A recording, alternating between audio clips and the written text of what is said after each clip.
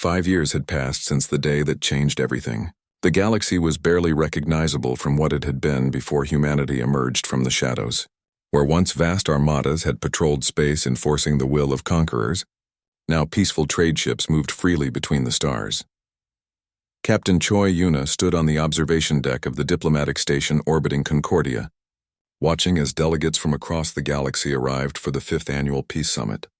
Ships of every conceivable design floated in organized formations around the massive space station, their crews working together despite having been mortal enemies just years before.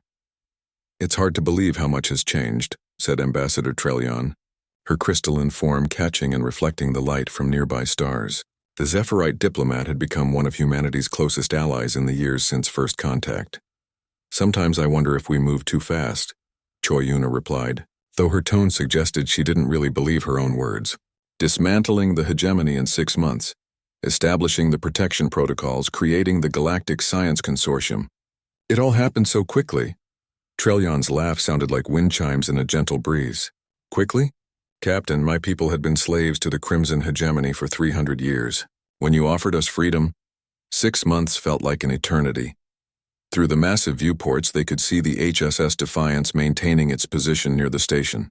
The ship looked exactly the same as it had 5 years ago, but its meaning had changed completely. Where once it had been a weapon of unimaginable destruction, it now served as a symbol of hope and protection. On board the Defiance, Lieutenant Bae Sunho was training a new generation of officers from dozens of different species. The bridge had been expanded to accommodate the variety of beings who now served alongside humans in the Galactic Defense Corps. "Remember," he said to his mixed class of cadets, "our weapons exist to prevent war, not to wage it. The moment we start using our technology for conquest instead of protection, we become no better than the Crimson hegemony." A young Saurian officer raised her clawed hand. "Sir, my people are still ashamed of what our ancestors did." "How can we prove that we've changed?" Baesuno smiled kindly at the earnest young reptilian. "Officer Kessera, your people have been our strongest advocates for the protection protocols. The former Saurian worlds now house the largest refugee populations in the galaxy. Actions speak louder than ancestry." In the engineering sections of the station, Dr. Lim Soman worked alongside scientists from 50 different species, sharing knowledge that had once been humanity's greatest secret. The laboratory complex was a marvel of cooperative engineering, combining human quantum technology with innovations from across the galaxy. "The medical applications alone have been revolutionary," she explained to a gathering of researchers. "By manipulating quantum probability fields, we can convince diseases to simply stop existing. Cancer, genetic disorders, even aging itself can be treated as probability errors to be corrected." Dr. Velthos, a fungal researcher from the Sporian worlds, rustled his spores in what passed for excitement among his people. "And the agricultural improvements. We can increase crop yields by 500% while using less water and soil. Hunger could be eliminated galaxy-wide within a decade." But it was in the main conference hall that the real business of the new galaxy took place. Admiral Kim Do-yeon, now bearing the title of Galactic Defense Coordinator, stood before representatives from over 300 civilizations. The assembly was the largest gathering of peaceful species in galactic history. 5 years ago, he began, "we destroyed an armada in 5 minutes. Today I want to talk about what we've built." In the 5 years since, the massive hall fell silent as delegates listened to the man who had single-handedly ended the age of galactic warfare. "The protection protocols have been invoked 47 times in the past year," Do-hyun continued. "In each case, the mere threat of human intervention was enough to prevent conflict. We have not fired a shot in anger since the destruction of the Red Fleet." A murmur of appreciation ran through the assembly. The protection protocols were simple. Any world that requested aid would receive the full protection of human technology. So far, no aggressor had been willing to test whether humanity would follow through on its promises.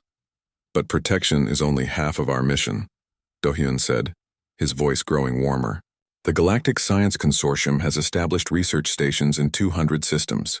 We are working together to solve problems that no single species could handle alone." He gestured to a holographic display that showed the consortium's achievements: faster-than-light communication that didn't require physical ships, clean energy systems that could power entire worlds without environmental damage, medical technology that had extended average lifespans across the galaxy by 300%. We have also established the Cultural Exchange Program, Dohyun continued. For the first time in galactic history, beings from different worlds are learning from each other not as conquerors and conquered, but as equals sharing knowledge. The display changed to show images from across the galaxy. Human children learning mathematics from crystalline Zephyrite teachers, Saurian engineers working alongside fungal Sporians to build better spacecraft, former enemies now collaborating on projects that benefited everyone. But the most significant change was in the way conflicts were resolved. The old system of military conquest had been replaced by something unprecedented. Actual diplomacy backed by overwhelming but unused force. The Territorial Dispute Resolution Council has successfully mediated 156 conflicts this year, Dohyun announced. Not a single disagreement has escalated to violence. When both sides know that aggression will bring immediate human intervention, they find peaceful solutions remarkably quickly. Ambassador Erixtel of the aquatic Tidewalker civilization stood to address the assembly. Coordinator Dohyun, my people have a question that many of us share. Your technology makes you effectively gods compared to the rest of us. How do we know you will not eventually decide to rule us directly? It was a fair question, and one that had been asked many times in the past 5 years. Dohyun had always given the same answer, but he never tired of explaining humanity's philosophy. Because ruling requires controlling others, and controlling others requires changing them into something they are not, he replied. Humanity spent 8 centuries learning about the universe. The most important thing we discovered is that diversity creates strength. A galaxy where everyone thinks like humans would be weaker than a galaxy where every species contributes its unique perspective. He paused, looking out at the assembled delegates representing hundreds of different forms of life. Besides, he added with a slight smile, ruling the galaxy would be incredibly boring. We much prefer learning from you. The response was laughter from dozens of different species, creating a sound like no other in the universe. After the formal session ended, Admiral Dohyun found himself in a quiet corner of the station with his senior staff. Captain Choi Yuna, Lieutenant Bae Sunho, and Engineer Lim Salmon had been with him since that first day when they faced the impossible odds of the Crimson Armada. Do you ever wonder if we did the right thing? Choi Yuna asked, looking out at the stars. 5 minutes of violence that changed everything. Every day, Dohyun admitted. But then I look at what we've built since, and I know we made the right choice. The Crimson Hegemony would have continued conquering and destroying, until there was nothing left but empty space and the bones of civilizations. Lim Soman nodded thoughtfully. The quantum equations were clear from the beginning. The universe tends toward complexity and diversity, not simplification and uniformity. The hegemony was fighting against the fundamental nature of reality itself. And now? Bai Sunho asked. Now we're working with it instead of against it, Dohyun replied. A galaxy where every species can develop its full potential is stronger than one where a few species dominate everyone else.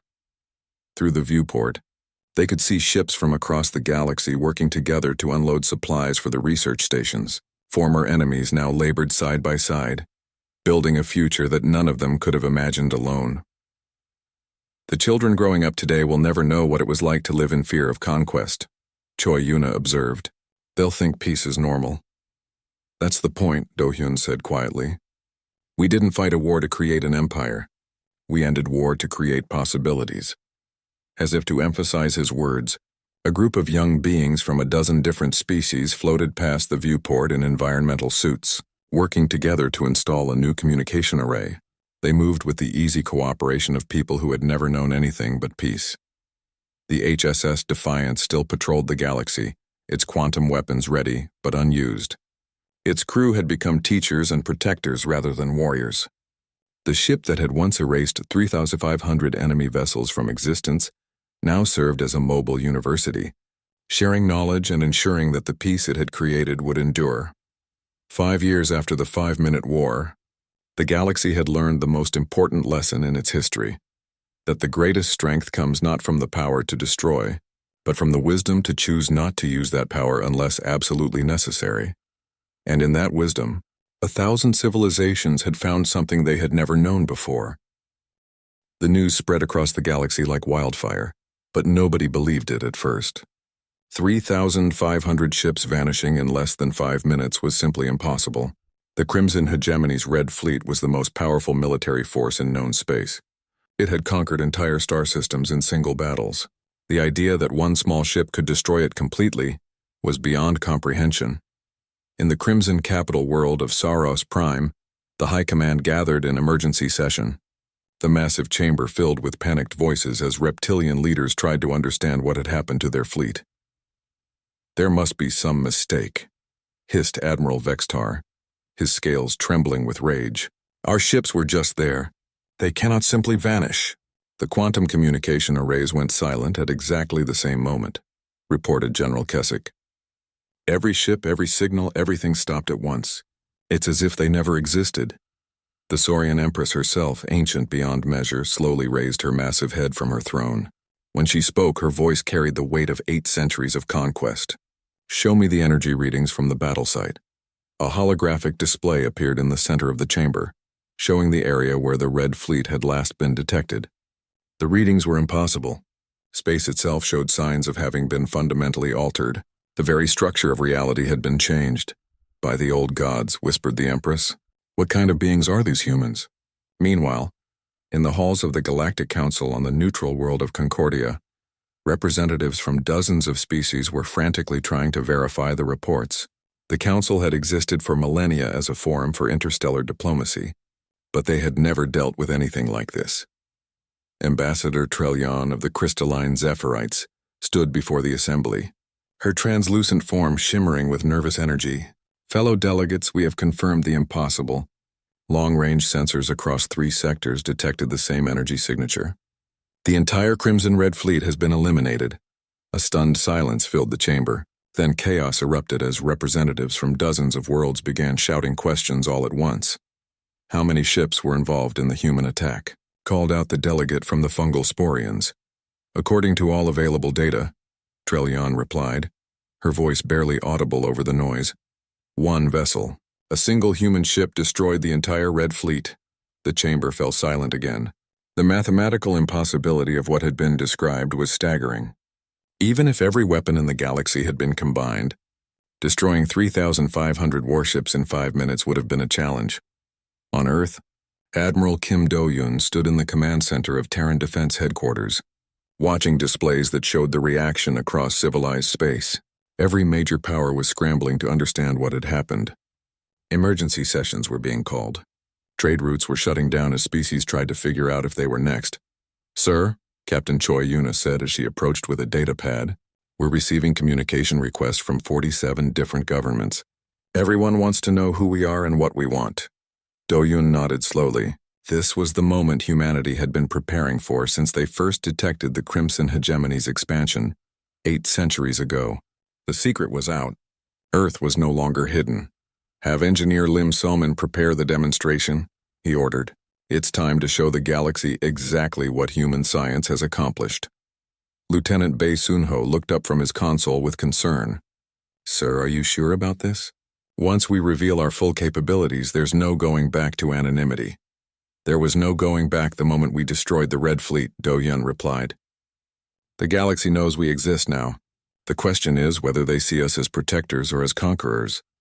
An hour later, a transmission began broadcasting from Earth to every inhabited world in the galaxy.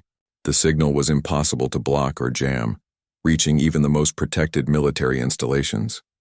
When the transmission began, Admiral Do-hyun appeared on screens across thousands of worlds. "People of the galaxy," he began, his voice calm and measured. "I am Admiral Kim Do-hyun of the Human Defense Force. By now, you have all heard reports about the destruction of the Crimson Red Fleet. I am here to confirm that these reports are accurate." The reaction was immediate.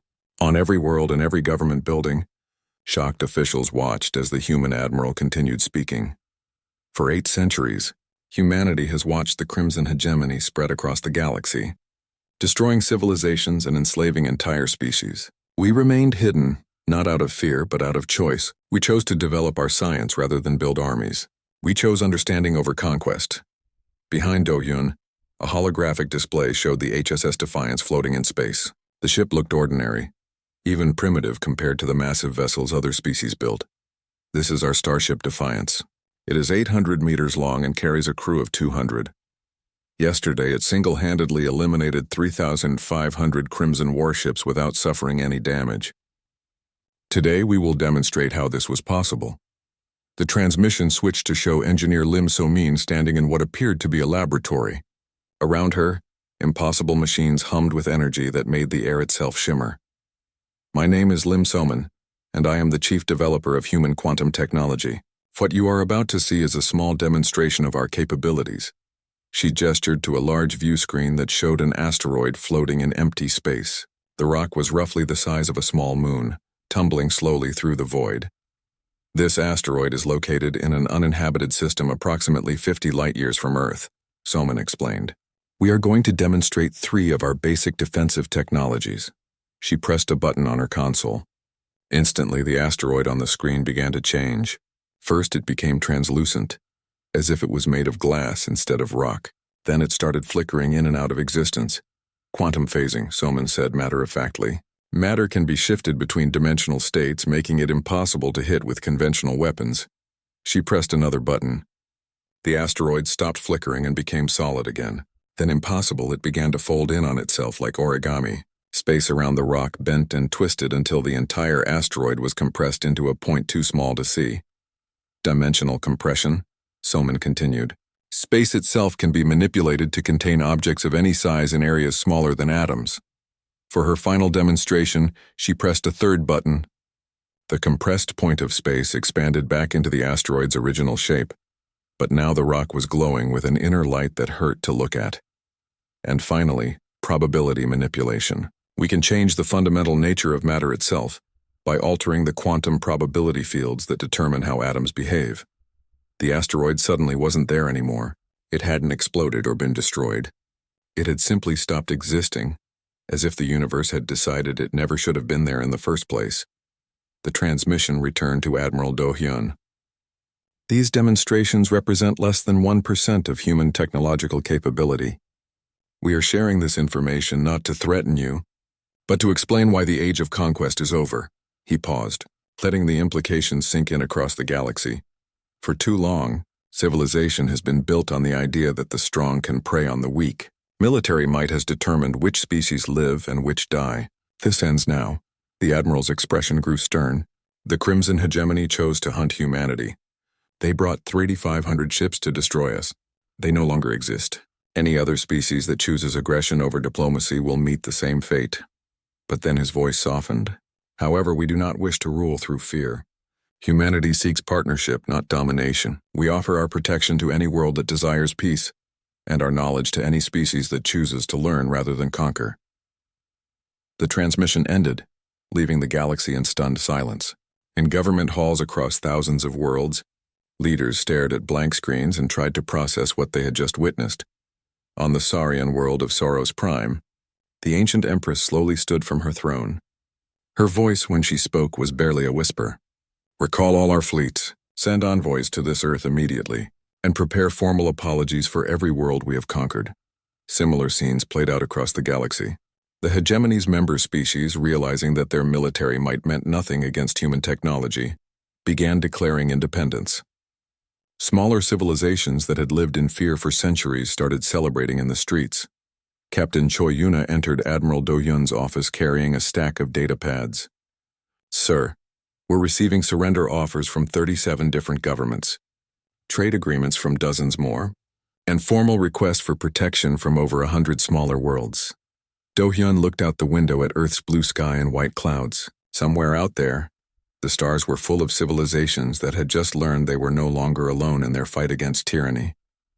Prepare the diplomatic corps, he said quietly. It's time for humanity to take its place in galactic civilization. The age of conquest was over. The age of cooperation was about to begin. The silence that followed was more terrifying than any explosion. 3,500 Saurian ships had just unleashed enough firepower to crack a planet in half, and the tiny human vessel sat in the center of it all without a single scratch on its hull. Warlord Krexvoth stared at the tactical display, his mind struggling to process what he was seeing. His red eyes darted between the sensors and the view screen, looking for some explanation that made sense. How? He whispered, then louder. How is that possible? On the human ship, Engineer Lim Soman smiled as she watched her instruments. Quantum shields held perfectly, sir. The energy was redirected into parallel dimensions. As far as physics is concerned, their attack never actually happened. Admiral Kim Do-yun nodded calmly. Excellent. Now show them what impossible really looks like. Begin the countdown. Captain Choi Yuna's fingers flew over her tactical controls. All weapon systems online. Target acquisition complete. Sir, I have firing solutions for the entire enemy fleet. Wait for my signal, Do-hyun said. He opened a channel to the Crimson flagship. Krexvoth's face appeared on screen, his expression shifting from confusion to rage. What kind of trickery is this? The warlord snarled. What technology are you using? The kind you get when you spend 800 years learning instead of conquering, Do-hyun replied. You have 1 minute to surrender. After that, your fleet ceases to exist. Krexvoth's roar of fury echoed across every ship in his armada. You think your parlor tricks frighten me?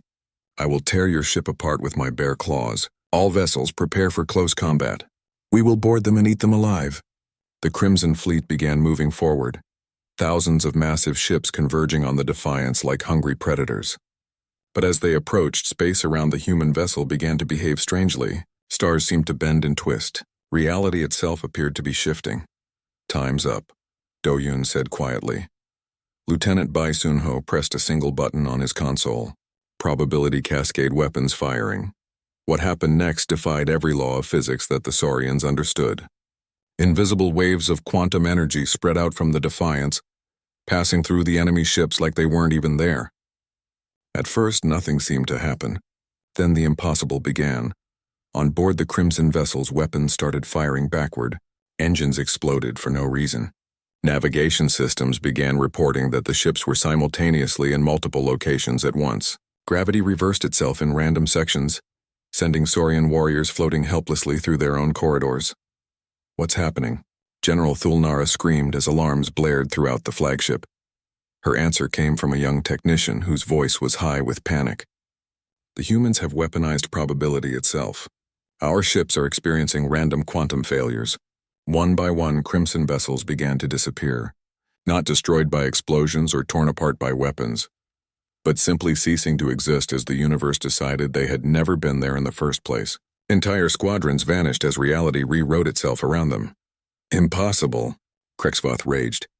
Ships cannot just stop existing. But they could, and they were. The human technology had learned to manipulate the quantum uncertainty that underlied all matter. By changing the probability of certain events from possible to impossible, they could make anything disappear. Captain Choi Yuna watched her tactical display with professional satisfaction. First wave complete, sir. 800 enemy vessels eliminated. No debris, no survivors. They simply aren't there anymore. Excellent, Do-hyun replied. Begin Phase 2. Engineer Lim Soman activated the next weapon system. Dimensional shears deploying now. Space began to fold. The area around the Crimson Fleet started bending in ways that hurt to look at. Sections of reality peeled away from each other like pages in a book, and anything caught between the layers was compressed out of existence. Massive Saurian dreadnoughts found themselves being squeezed through dimensional cracks no wider than atoms. The ships didn't break apart or explode. They simply became two-dimensional, then one-dimensional, then disappeared entirely as they were folded out of normal space-time. This is madness, General Thulnara cried as half her fleet vanished into impossible geometric patterns. How can they control space itself? Because they understand it, came Admiral Do-hyun's calm voice over the communication system. Your species conquers through force. Ours conquers through knowledge. Krexvoth watched in growing horror as his mighty armada was systematically erased from reality. Ships that had conquered 1,000 worlds were being deleted from existence by weapons that shouldn't be possible. His sensors couldn't even detect how the humans were doing it. All ships retreat, he commanded. Emergency jump to hyperspace. But when his vessels tried to escape, they found that space around them had been locked. The human ship had somehow created a barrier that prevented faster-than-light travel. They were trapped in a small bubble of normal reality while impossible weapons picked them off one by one. Sir, we've eliminated 2,000 ships, Lieutenant Bai Sun-ho reported. Shall I continue with the standard weapons? No need, Do-hyun said. It's time to end this. Activate the reality inverter. Lim Soman hesitated for just a moment. Sir, are you sure? We've never tested this on such a large scale. Do it. The engineer's fingers moved across her controls with practiced precision. Deep in the heart of the Defiance, machines that existed partially outside normal spacetime began to spin up to impossible speeds. The effect was immediate and absolute. Around the remaining Crimson ships, the fundamental nature of reality began to change. Matter became energy. Energy became thought. Thought became possibility. And possibility became nothing at all. Warlord Krexvoth watched his own hand become translucent as his ship phased in and out of existence. Around him, his officers were experiencing the same fate. They weren't dying in any conventional sense. They were simply becoming less real until they faded away entirely. "What have you done?" he whispered into his communicator. "We've shown you the difference between conquest and understanding," Admiral Do-Yun replied. "Your empire was built on the belief that might makes right. But there are forces in the universe far more powerful than military strength." The warlord's image on the screen was becoming fainter with each passing second. You're monsters. This kind of power, it's not natural." "No," Do-Hyun agreed. "It's not natural. It's the result of 800 years of scientific advancement by a species that chose knowledge over aggression. You could have had the same power if you had spent your time learning instead of destroying." Krexvoth tried to speak again, but his voice was already too faint to hear. His image flickered once more and then vanished entirely. Around the Defiance, the last remnants of the Crimson Fleet faded away like smoke in the wind. Captain Choi Yuna checked her sensors one final time. "All enemy vessels eliminated, sir. No survivors, no debris, no trace that they were ever here." "Time elapsed since beginning of engagement?" Do-Hyun asked. 4 minutes and 57 seconds, sir." The Admiral nodded slowly. "In less than 5 minutes, humanity had destroyed the largest military force in galactic history. The Crimson Hegemony's entire Red Fleet had simply been erased from existence by weapons that turned the laws of physics into suggestions. "Send a message to Earth Command," Do-Hyun ordered. "Tell them the immediate threat has been eliminated. Then prepare a general broadcast to all civilizations in the galaxy." "What should the message say, sir?" Lieutenant Bae Sunho asked. Do-Hyun looked out at the empty space where 3,500 enemy ships had been just minutes before. "Tell them that humanity is no longer hiding, and tell them that the age of conquest through force is over." Engineer Lim Soman powered down the exotic weapon systems, but kept the quantum shields active. "Sir, do you think they'll listen?" "Some will," Do-Hyun replied. "And the ones who don't will learn the same lesson the Crimson Hegemony just learned.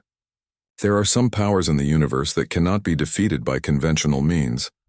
The HSS Defiance turned toward Earth, leaving behind only empty space and the beginning of a new age in galactic history. In 5 minutes, everything had changed.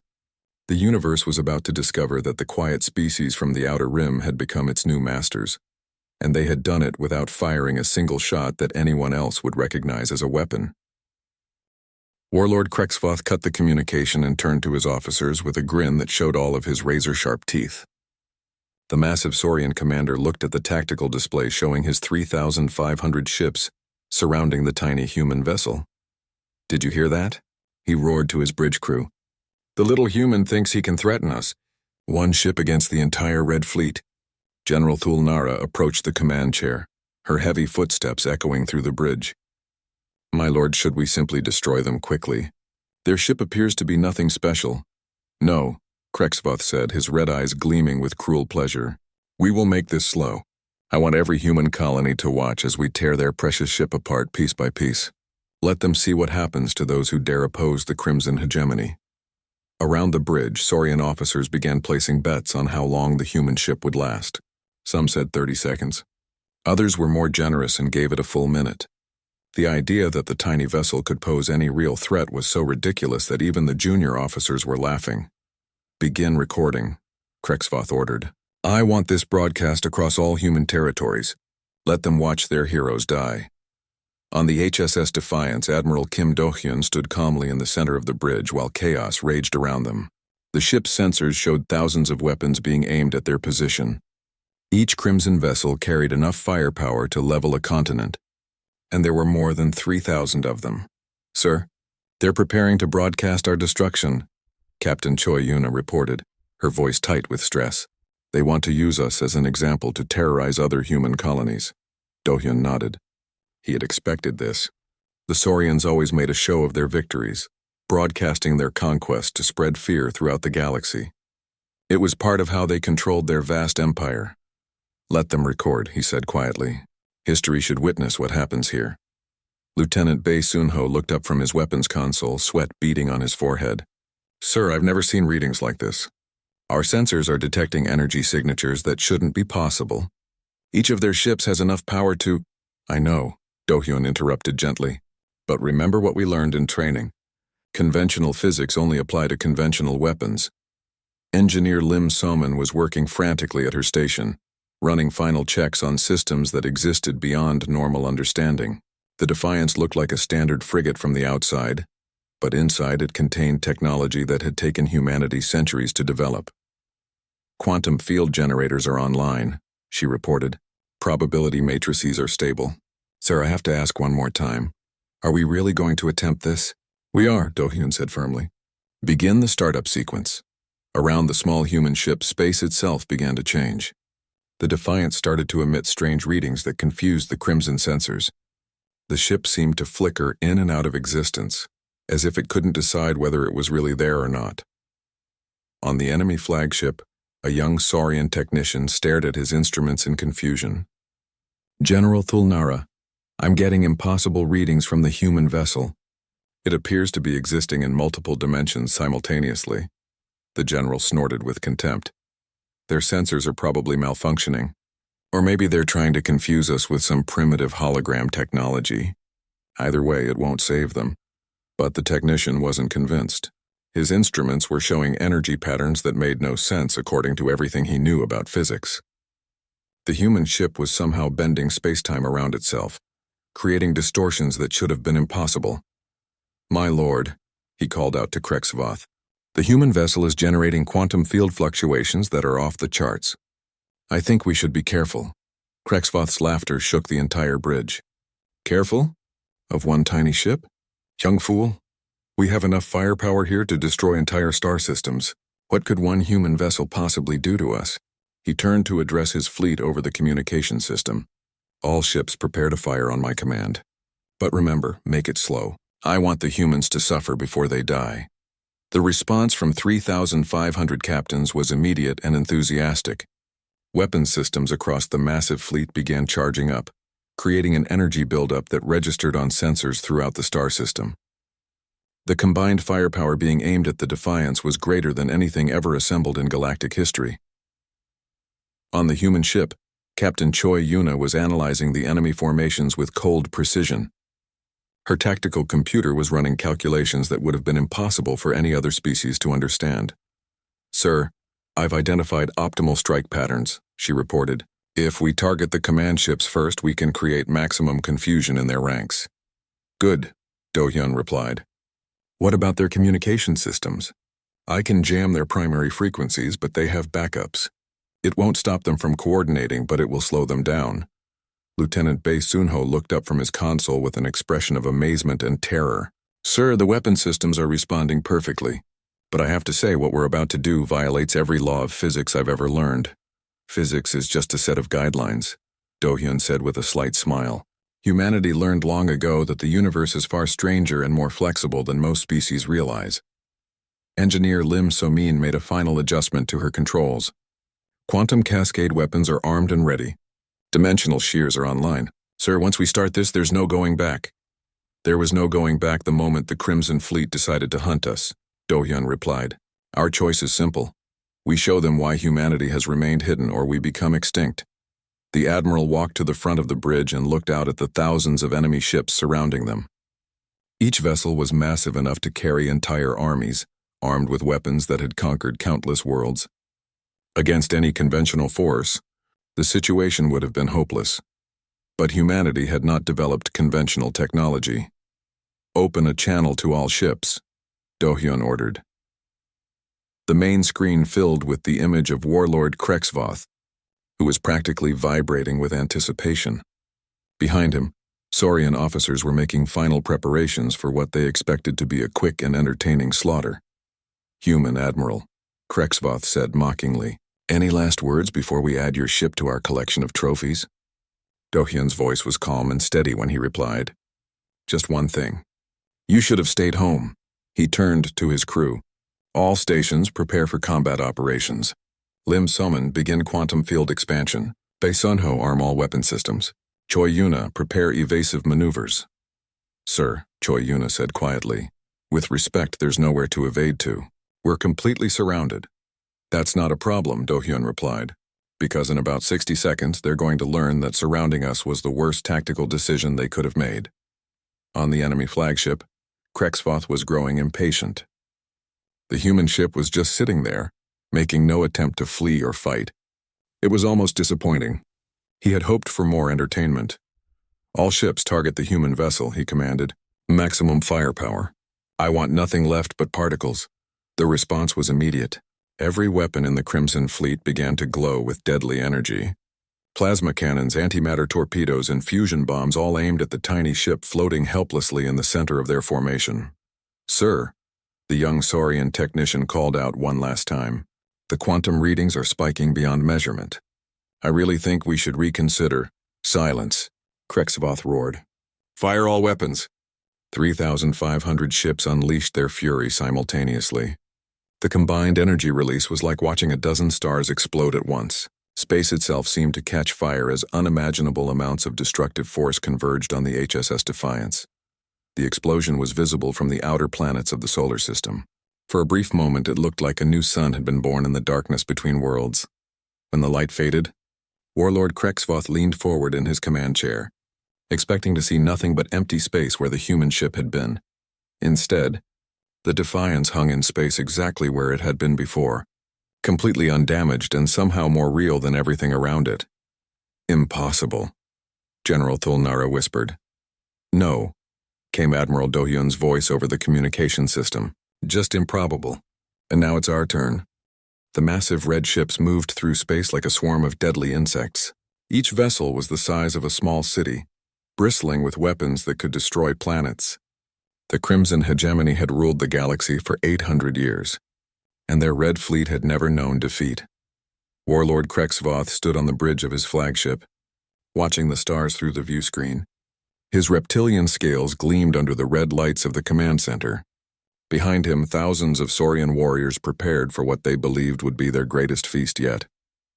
The humans had been hiding in the outer edges of the galaxy, building small colonies and trying to stay invisible, but now the Crimson hegemony had found them. How many ships do we have, General Thulnara? Krexvoth asked, his voice like grinding stone. 3,500 vessels, my lord, the general replied, bowing her massive head. Every ship in the Red Fleet. We will crush these humans like insects and add their flesh to our victory banquet.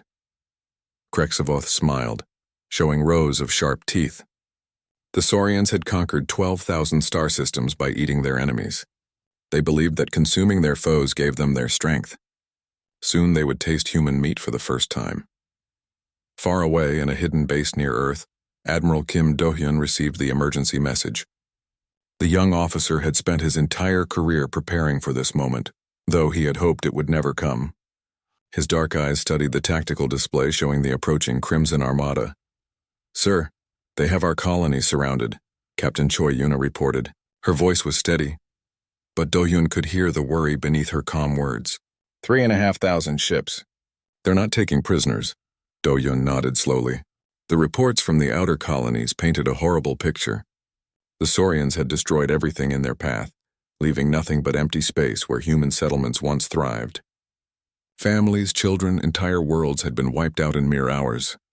What are our orders from Earth Command? Lieutenant Bae Sunho asked from his position at the weapons console. We intercept them, Do-hyun said simply. Just us. The bridge fell silent. Everyone knew what that meant.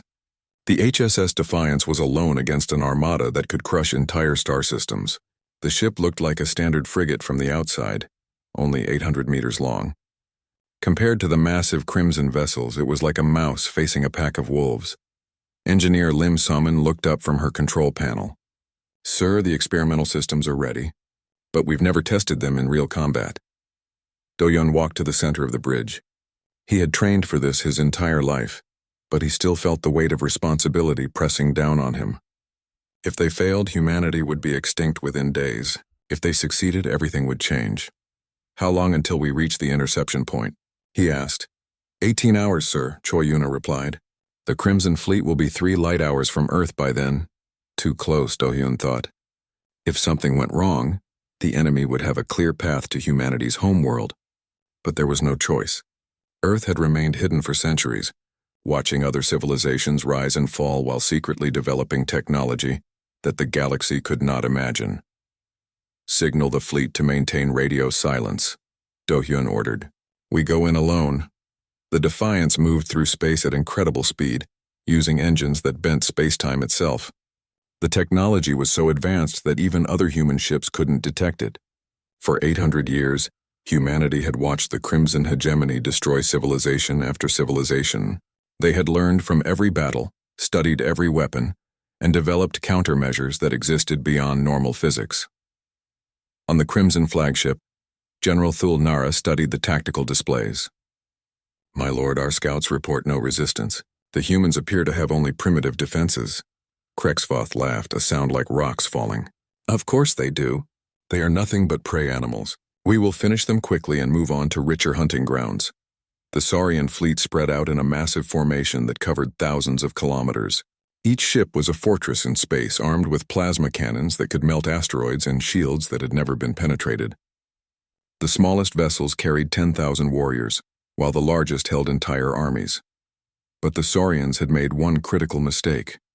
They had never faced an enemy that understood the true nature of reality itself. 18 hours later, the HSS Defiance dropped out of faster-than-light travel at the edge of the solar system. The single human ship appeared on every crimson sensor at once, a tiny dot of metal against the vast darkness of space. Sir, we're being scanned, Bae Sun-ho reported. They're trying to figure out what we are. Let them look, Do-hyun said calmly. Open a channel to their flagship. The main screen flickered to life, showing the massive form of Warlord Krexvoth. The Saurian leader filled the view screen, his red eyes glowing with hunger and contempt. What is this? Krexvoth roared. One tiny ship? Where are your fleets, human? Where are your armies? I am Admiral Kim Do-hyun of the Human Space Service, Do-hyun replied, his voice steady and calm. You are in violation of human space. Withdraw immediately or face the consequences. The sound that came from Krexvoth was like an earthquake.